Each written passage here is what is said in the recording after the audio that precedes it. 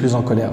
Toujours, lorsqu'il avait le choix entre deux choses, il choisissait la plus facile d'entre les deux, tant qu'elle ne renfermait pas un interdit. C'était quelqu'un de facile à vivre. Lorsqu'il entrait chez lui, il était un homme parmi les hommes. Il lavait ses vêtements, trayait ses bêtes et s'occupait lui-même de ce dont il avait besoin. Le prophète retenait sa langue. Il ne parlait que lorsque le sujet le concernait. Il prenait les nouvelles de ses compagnons et demandait après eux. Il les réconciliait et ne poussait pas les gens à la dispute. Il donnait de la valeur au bien et encourageait à le faire et rendait le mal détestable. Le mal, c'est quelque chose de détestable. Et il le rabaissait. Il ne se levait ni ne s'asseyait qu'après avoir évoqué Allah. Chaque déplacement qu'il fait, il évoque Allah. Dhikr. Il restait assis jusqu'à ce que tous les autres groupes se soient entretenus avec lui. Il donnait à chaque personne une part de son temps, de telle manière que chaque personne pensait qu'elle fut la mieux accueillie. Chaque personne qui le fréquentait disait « Personne n'a été accueilli comme moi. » Chaque personne. Mais à quoi il ressemblait son comportement? Subhanallah. Il répondait à la personne par ce qu'elle désirait ou une parole douce. Il respectait les personnes âgées, faisait preuve de tendresse avec les enfants et venait en aide à l'opprimé. Il était agréable au regard et faisait preuve d'un excellent comportement. Il était doux et n'était point rude, au cœur dur, ni critiqueur, ni avare. Il était ouvert à tous et possédait le meilleur langage. Et ses relations avec autrui étaient des plus louables. Frères et sœurs, ce n'est qu'un résumé sur son comportement. Wallahi, si vous méditez sur son comportement, vous allez vraiment être fasciné. Il y a de quoi vraiment être fier d'être musulman quand on voit qui était notre leader, qui était notre modèle, sallallahu alayhi wa sallam, l'honnête, le digne de confiance. Subhanallah, il quitte la Mecque comme vous le savez, pour émigrer et aller à Médine. Il laisse Ali ibn Abi Talib à Mecca pour restituer les dépôts des gens, rendre les dépôts, les amanats, les choses qu'on lui a confiées. Alors qu'il pourrait se dire quoi? Attends, ils ont fait du mal aux compagnons, ils en ont torturé plein, ils ont voulu me faire du mal, ils m'ont fait du mal. Allez, leurs biens, on les prend. Non. Il n'était pas, alayhi salatu wassalam, de ceux qui agissaient de la sorte. Il avait beaucoup de miséricorde. Le jour de la conquête de la Mecque, ils étaient 10 000 musulmans. Les Mecquois, c'était comme ça.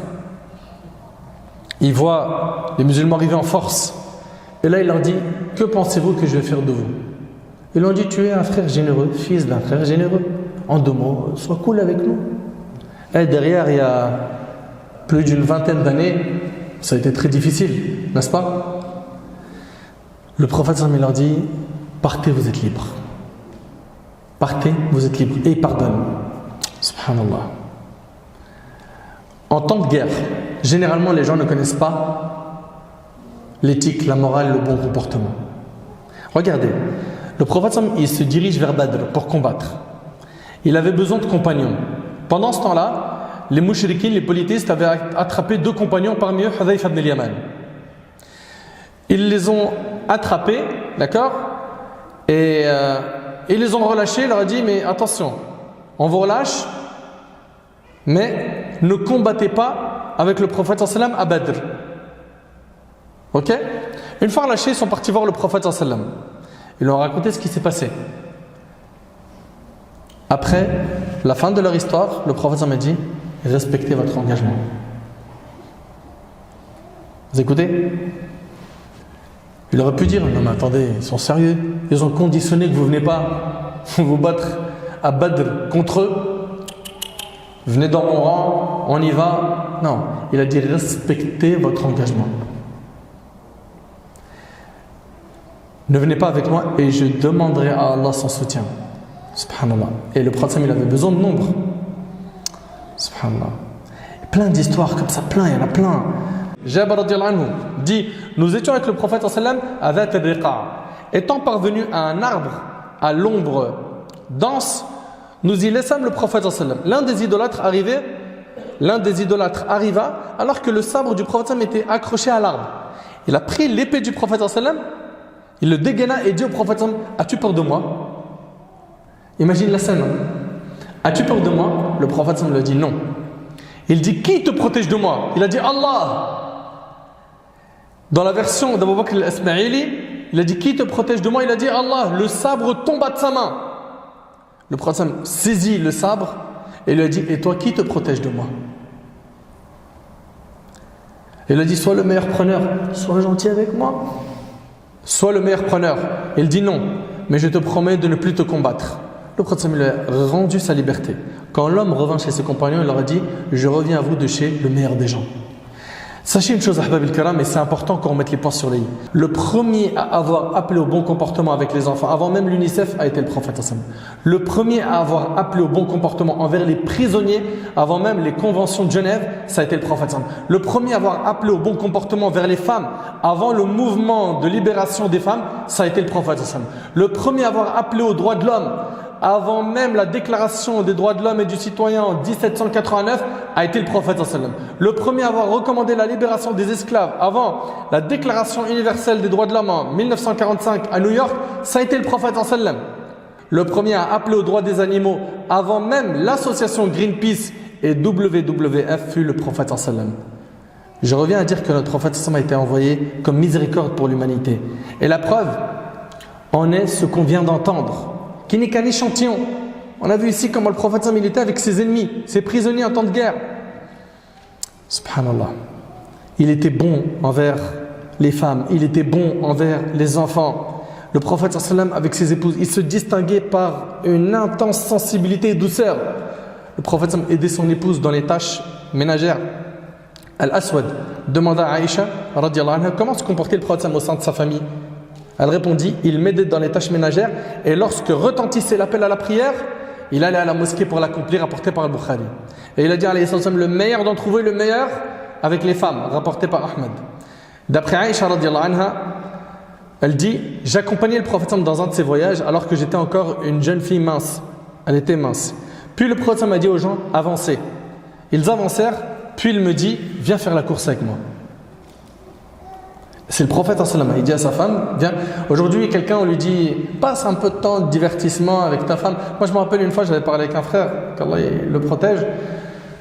Une fois, je parle avec lui, il me dit: ma femme, voilà, elle m'en veut et tout. Pourquoi? Il me dit: parce que je parle pas trop. Je dis: pourquoi? Il me dit: le prophète, il a dit: celui qui croit en Allah et au jour dernier, qu'il dise du bien ou qu'il garde le silence. Je disais: ouais. Il me dit: mon frère, j'ai rien à lui dire de bien. Ouais, je me tais. Je dis: mais ça veut dire, toi, tu parles que si c'est un verset ou un hadith.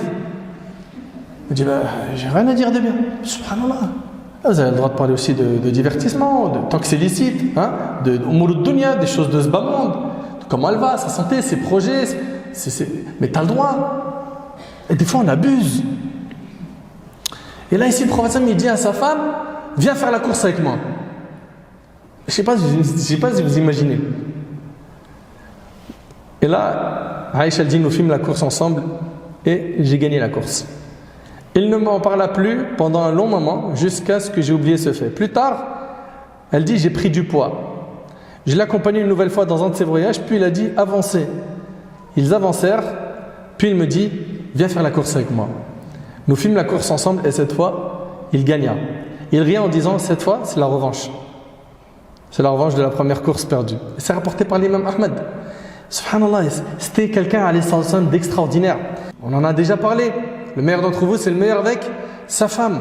La femme a été valorisée dans notre religion. Le prophète il visitait les malades. Et pas que les malades musulmans. On connaît tous l'histoire du jeune juif qu'il a visité, alayhi salatu wassalam, n'est-ce pas? Il était au service des gens. Il était doux envers les ignorants. Il respectait les liens de famille. Il était généreux. Jabir radiyallahu anhu, il dit: il ne lui est jamais arrivé de dire non à quelqu'un. Allahu Akbar. C'est impressionnant. Il était ascète, pudique, modeste, courageux. Il était, alayhi salatu wassalam, un grand adorateur. Les non-musulmans ont témoigné de son comportement extraordinaire. L'encyclopédie Britannica le proclame: l'homme de religion qui a connu le plus de succès sur terre. George Bernard Shaw, politique et écrivain anglais du XXe siècle, a déclaré que si Muhammad vivait encore, il réussirait à résoudre tous les problèmes qui menacent notre civilisation aujourd'hui. Napoléon Bonaparte, pareil, il a dit des belles paroles et ils sont nombreux à avoir écrit sur lui, alayhi salatu wassalam. Maintenant, il faut qu'on arrive au concret. Est-ce que ça suffit d'entendre tous ces textes sur sa valeur sans que l'on puisse parler de notre devoir vis-à-vis du prophète sallam? Non. La première des choses et le premier devoir qui nous incombe, et je vous demande d'être attentifs s'il vous plaît, parce que je vais en citer quelques-uns. 1. Remettre en cause la croyance qu'on a en notre prophète alayhi salatu wassalam. Je suis désolé, ça va piquer un peu les oreilles. Nous n'avons pas cru de la meilleure des façons au prophète alayhi salatu wassalam. Et nous n'avons pas transmis véritablement ses propos, ses actions, ses faits et gestes. Croire en lui, nous vous le rappelons, c'est approuver par ta langue sa prophétie, déclarer véridique par ton cœur son message, et c'est utiliser tes membres pour lui obéir et suivre sa sunna. Je vais répéter. Croire en lui, c'est approuver par ta langue sa prophétie et déclarer véridique par ton cœur son message. Tout ce qu'il a dit, tu es certain que c'est vrai. Et c'est utiliser tes membres pour lui obéir et suivre sa sunna. Allah tabaraka wa ta'ala dit قُلْ إِن كُنْتُمْ تُحِبُّونَ اللَّهَ فَاتَّبِعُونِي يُحْبِبْكُمُ اللَّهُ وَيَغْفِرْ لَكُمْ ذُنُوبَكُمْ وَاللَّهُ غَفُورٌ رَحِيمٌ. Dit, si vous aimez vraiment Allah, suivez-moi. Allah vous aimera alors et vous pardonnera vos péchés. Allah est pardonneur et miséricordieux. Beaucoup de gens prétendent croire au prophète sallam. Mais à quoi crois-tu? Et de quelle manière? Croire au prophète sallam, c'est lui obéir dans ce qu'il a ordonné, s'écarter de ce qu'il a interdit, c'est également déclarer véridique ce dont il nous a informés et adorer Allah Azza wa Jal que par ce qu'il a légiféré. Allah Ta'ala dit وَمَا آتَاكُمُ الرَّسُولُ فَخُذُوهُ وَمَا نَهَاكُمْ عَنْهُ فَانْتَهُوا. Prenez ce que le messager vous donne et ce qu'il vous interdit, abstenez-vous-en. مَن يُطِعِ الرَّسُولُ فَقَدْ أَطَاعَ اللَّهَ. Quiconque obéit au messager obéit certainement à Allah. Il y a plein de versets. Plein. Le prophète dans le hadith d'Abi Huraira qui est rapporté par le Bukhari, écoutez bien, il a dit toute ma communauté entre au paradis sauf celui qui s'y refuse. Qui refuse d'entrer au paradis? Très bien. On dit et qui s'y refuse au messager d'Allah? Il dit celui qui m'a obéi entre au paradis et celui qui m'a désobéi s'y est refusé.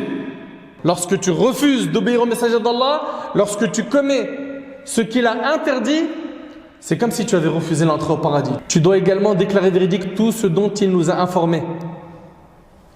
L'imam Ahmad rahimahullah rapporte dans son recueil, et l'imam al-Hakim rapporte dans son Mustadrak avec une chaîne de transmission authentique, que Abdullah ibn Amr radiyallahu anhu an jami' as-sahaba a dit « J'écrivais les gestes et paroles du messager d'Allah sallallahu alayhi wa sallam. » Écoutez un peu cet attachement, cet amour des compagnons. Désirant apprendre tout cela, mais sont venus alors à moi des hommes de Quraysh qui m'ont interdit de faire cela et ils m'ont dit tu écris tout à propos du messager d'Allah alors que ce n'est qu'un humain. Il parle dans la colère et dans la satisfaction et alors il dit je me suis arrêté d'écrire et j'ai informé de cela le messager d'Allah sallallahu alayhi wa sallam et le prophète sallallahu alayhi wa sallam me dit écris par celui qui détient mon âme dans sa main n'est sorti de moi que la vérité al-haqq. Vous entendez? Tout ce que le prophète sallam dit, c'est vrai. Il y a bien évidemment une connaissance après à avoir sur quoi? Sur l'authentification des hadiths. Est-ce que le hadith il est authentique ou non? Alhamdoulilah, le travail a été fait par les savants. Nous devons déclarer véridique tout ce que le prophète sallam a dit. Cela implique de croire au fait qu'il soit prophète, déclarer véridique qu'il soit messager, déclarer véridique tout ce qu'il a dit et ce dont il nous a informés, croire en ses faits et gestes.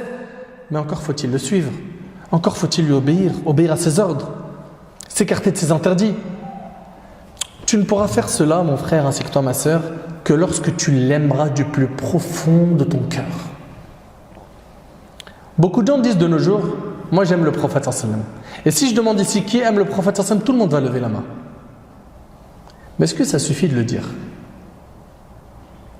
Par quoi se manifeste, se concrétise cet amour? Par quoi? Comportement, le suivi de sa sunna, etc. Oui ou non? Que tu as envie de lui ressembler? Non? Le cœur, oui. Le fait de vouloir purifier son cœur. Barakallahu fik. Si tu demandes aujourd'hui à n'importe quel musulman, est-ce que tu aimes le prophète? La réponse, normalement, elle est automatique. Bien sûr, tu es sérieux ou quoi? C'est facile de le dire et de le prétendre. Mais il faut le prouver. Lorsqu'un jeune il va aimer un footballeur, pourquoi est-ce qu'il l'aime? Vous savez pourquoi il l'aime? Parce qu'il aime comment il joue, comment il se déplace, sa personnalité, sa manière de parler, son sourire, comment il fait du sport pour s'entraîner. Il apprécie ses entraînements. Idem pour un chanteur. Il l'aime parce qu'il aime sa voix, son style, ses paroles. Idem pour l'acteur. Lorsque tu vas aimer le messager d'Allah sallallahu alayhi wa sallam, il incombe ainsi que tu l'aimes pour sa sunna, pour sa personne, pour ses paroles, ses actions, pour tout ce qu'il aura ordonné et interdit. Mais pour cela, il faut quoi? Il faut que tu le connaisses. Tu ne peux pas aimer quelqu'un que tu ne connais pas. Et je suis désolé, mais si aujourd'hui je vous donne tous là tout de suite une feuille à 4 et un stylo, et je vous dis écrivez tout ce que vous connaissez sur le prophète sallallahu alayhi wa sallam, présentez-le au moins sur une feuille à 4. Vous avez de quoi remplir une feuille à 4? Si oui, alhamdulillah. Et à 4, il n'y a rien à écrire. C'est vrai ou pas? À 4, tu vas écrire quoi? Il y a tellement de choses à dire sur lui. C'est vrai ou c'est pas vrai? Mais tu imagines qu'il y en a peut-être certains parmi vous qui se disent je ne sais pas si je vais réussir à écrire une demi-page. Et là, c'est inquiétant. Il faut se reprendre. C'est un indicateur d'une grande perte de modèles. De vrais modèles. Et que malheureusement, le shaitan, il nous a piégés. On connaît des noms qu'on ne devrait même pas connaître. Qui appellent à rien, ou qui appellent au péché. Et l'homme le plus important, alayhi salatu wassalam, connaît rien de lui. Le prophète sallam a dit nul d'entre vous n'aura la foi complète tant que je ne serai pour lui plus aimé que ses enfants, ses parents et l'ensemble des gens. Subhanallah. Comment ne pas l'aimer alors qu'il désire notre rencontre? Je vous l'annonce, l'heureuse nouvelle, ô vous qui aimez le prophète sallam, écoutez, le prophète sallam souhaite vivement vous rencontrer. Le prophète souhaite vivement nous rencontrer. D'après Anas ibn Malik radiyallahu anhu, le prophète m'a dit j'aurais aimé rencontrer mes frères. Les compagnons lui dirent ne sommes-nous pas tes frères? Il répondit vous êtes mes compagnons. Par contre mes frères sont ceux qui ont cru en moi sans pour autant m'avoir vu. C'est rapporté par l'imam Ahmad. Lui alayhi salatu wassalam, il aurait aimé nous rencontrer.